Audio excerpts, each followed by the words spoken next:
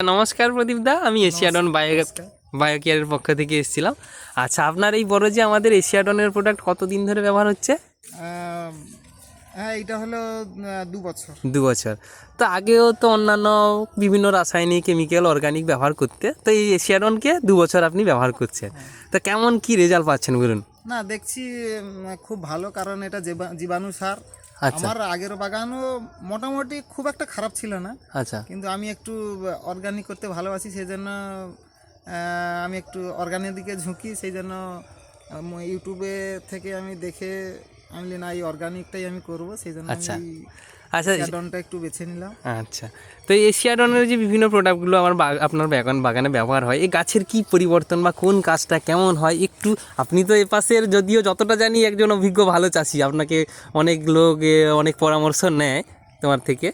হ্যাঁ, তো এবার এটা বলতে কি, গাছের গোড়া থেকে এটা ট্রিটমেন্ট করতে হয়, কারণ যেহেতু ধরো যখন ভেজ করছি, ভেজ করার পরে আমরা দিচ্ছি হচ্ছে যা ভিএফ, হ্যাঁ যেটা হচ্ছে গিয়ে মাটি শোধন করবে, মাটির জীবাণুকে ধ্বংস করবে, ক্ষতিকারক জীবাণুকে ক্ষতিকারক জীবাণুকে ধ্বংস করবে, এবং মানে গুড ব্যাকটেরিয়াটা হচ্ছে যে তৈরি করে। তৈরি হ্যাঁ করবে, হ্যাঁ হ্যাঁ যাতে হচ্ছে যে রোগ সঙ্গে লড়াই করতে পারে। আচ্ছা, এবং শিকড়টা খুব ভালো আছে, শিকড় ভালো আছে না? আচ্ছা, শিকড়টা খুব ভালো আছে, এবং গাছের কালারটাও ভালো ধরে রাখে, ভালো গ্রোথও ভালো আছে এই ভিম। মানে শিকড়ও ভালো আছে, মানে ও গাছের বডি ঠিক থাকবে। প্রথম ভেজ থেকে এইভাবে শুরু হয়। ওই ভেজে 2-3 রকমের দানাও ব্যবহার করো, হ্যাঁ হ্যাঁ, ওমডন টিয়ার দানা, পিয়ার দানা, ওমডন, পিয়ার, আর মাইকোডন জিয়ার, আচ্ছা আর গোল্ড পাওয়ার, আচ্ছা। এটা দিয়ে আর কেডন দানাও দেওয়া হয় মাঝে মাঝে, দেওয়া হয়, দিয়ে ভেজ করে দেওয়া হয়।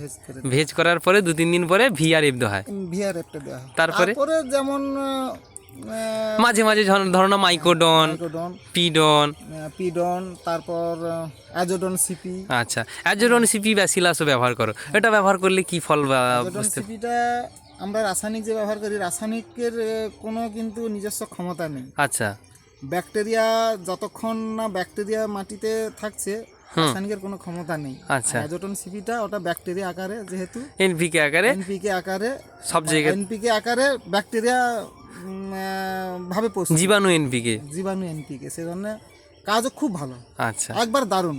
মানে ওটা দিলে 8-10 দিনের মাথা থেকে আপনি কাজ বুঝতে পারবেন, আচ্ছা। মানে খুব সুন্দর।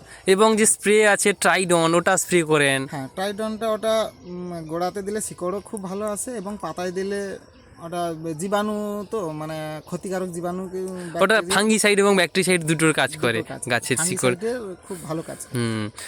কিংবা আরো যেগুলো ব্যবহার করো, যেমন ক্যালসিকা, ম্যাজিকা। ক্যালসিকা যেটা হচ্ছে গিয়ে স্প্রে করা হয়, স্প্রে করলেও পাতার একটা ভালো পরিবর্তন আছে। আচ্ছা, ম্যাজিকা যেটা ম্যাগনেসিয়াম লিকুইড আকারে আছে, হ্যাঁ, ওটাও দিলে কালারটাও ভালো আছে। এবং ব্ল্যাক ডনও ব্যবহার করা হয়, ডনটা খুব ভালো কালার আনে, শিকড় আনে। সিউইড ফর্মে আছে। আচ্ছা, সিউইড ফর্মে মাইক্রোফাটটা যেটা সিউইড আছে, ওতে সিউইড আছে, মাইক্রোরাইজা আছে, অনেক রকমের প্রোডাক্ট আছে। এবং প্রায় আমরা তো সব প্রোডাক্ট জানি না, প্রায় মনে হয় আপাতত 25-30 রকমের প্রোডাক্ট আছে। প্রোডাক্ট প্রায় 50-এরও বেশি প্রোডাক্ট, 70-80টা প্রোডাক্ট আছে।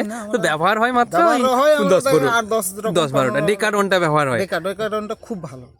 ডেকাডনটা আমরা খোলের সঙ্গে ওটা মিশিয়ে হচ্ছে যে ব্যবহার করি, বা কখনো কখনো ভিজিও টানা যায়। ওটা টানলে মানে মাটিতে যে সব পচন জৈব সার আছে, ওগুলা গাছের খাদ্য আকারে তৈরি করে গাছকে তুলে দেয়।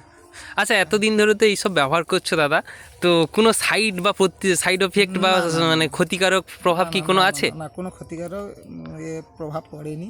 আচ্ছা, এবং আমি বলবো সবাইকে যে অন্যান্য চাষিদের উদ্দেশ্যে, যে ব্যবহার করে বাগানগুলো নষ্ট করছেন, আপনারা কিছুটা আপাতত জৈব পদ্ধতিতে চাষ করুন।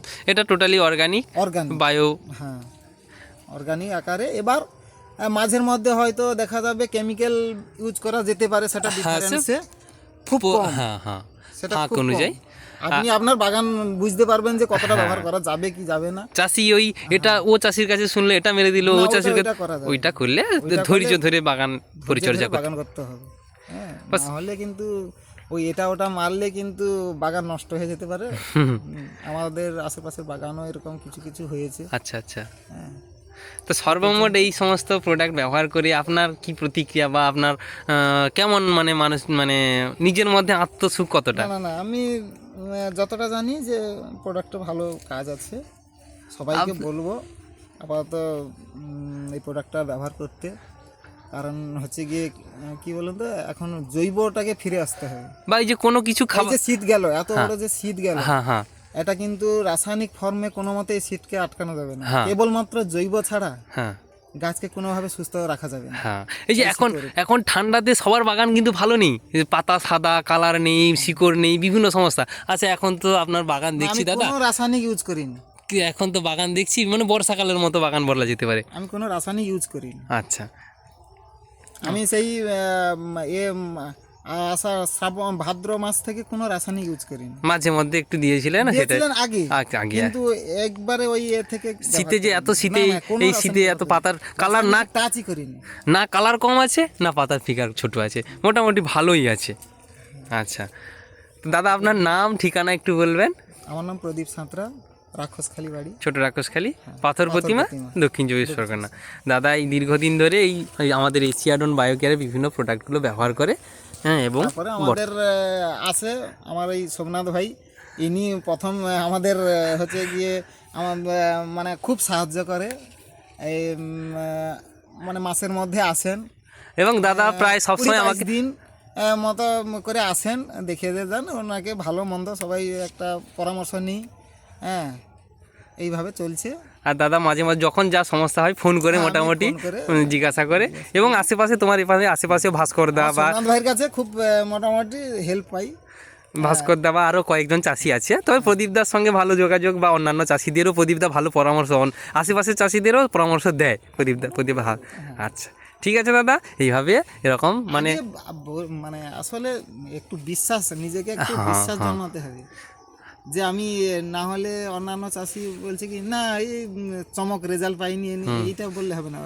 অর্গানিকের রেজাল্ট ধীরে আসবে, দীর্ঘক্ষণ দীর্ঘস্থায়ী হবে, রাসায়নিকের চমকপ্রদ হবে কিন্তু হুট করে চলে হুট করে।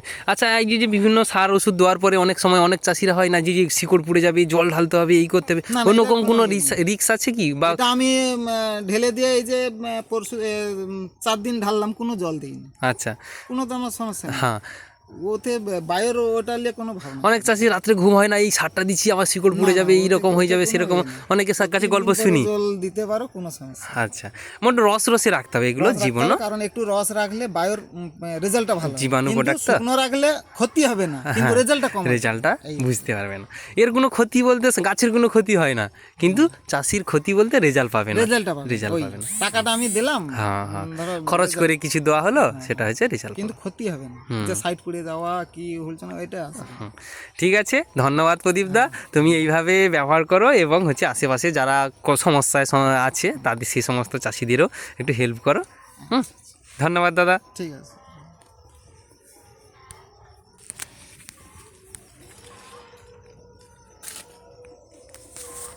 আপনার বাগানটা ভালো ভাই, হট করে এই ঠান্ডা করে রাসায়নিকটা টাচ করেছে। ঘন ঘন মারে না, সেবারে ভাস্করদা বলে এত সার মারছে রাত্রে ঘুম ধরেনি। রাসায়নিকটা টাচ করেছে হুট করে।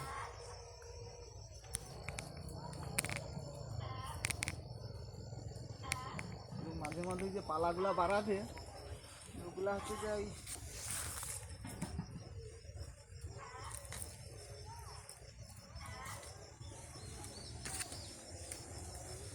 রোদ লাগছে, একটু খড়টা ছড়িয়ে দিতে হবে।